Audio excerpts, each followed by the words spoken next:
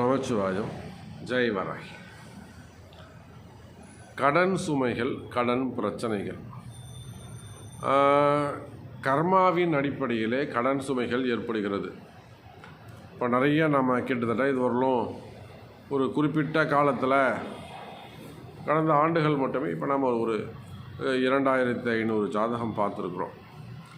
அதில் பார்த்திங்கன்னா ஒரு 20% என்ன சொல்கிறாங்கன்னா, சாமி எனக்கு குறுகிய காலத்தில் கடன் ஏற்பட்டு போச்சு. பிஸ்னஸ் ஸ்டார்ட் பண்ணேன், ஓடி அக்கௌண்ட் இருந்தது, வாங்கி தான் நல்லா தான் போயிட்டு இருந்தது, ஸ்மூத்தாக போயிட்டு இருந்தது. எனக்கு கடைசி ஒரு 8 மாதம், கடைசி ஒரு வருஷம், அந்த கடைசி ஒரு குறிப்பிட்ட காலத்தில் ஒரு 6 மாதம் 8 மாதம் இல்லை ஒரு வருஷத்துக்குள்ளே ஒரு 60 லட்ச ரூபா கடன், 80 லட்ச ரூபா கடன் ஏற்பட்டு போச்சு.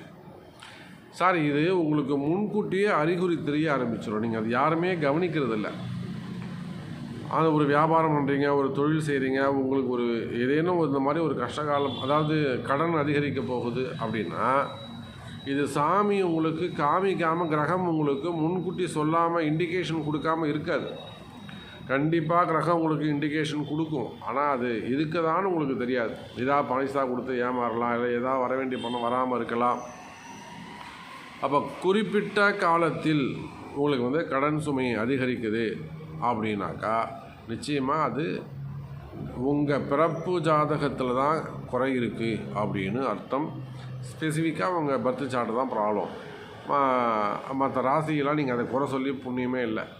கோச்சாரமும் பிறப்பு ஜாதகத்தில் நடக்கக்கூடிய தசாபுத்தியும் காலச்சக்கரமும் தான் காரணம். அந்த குறிப்பிட்ட நேரத்தில் கடன் அதிகமாகுது. அப்போது இந்த கடனை வளர்ச்சி அடைவதை தடுக்கணும்.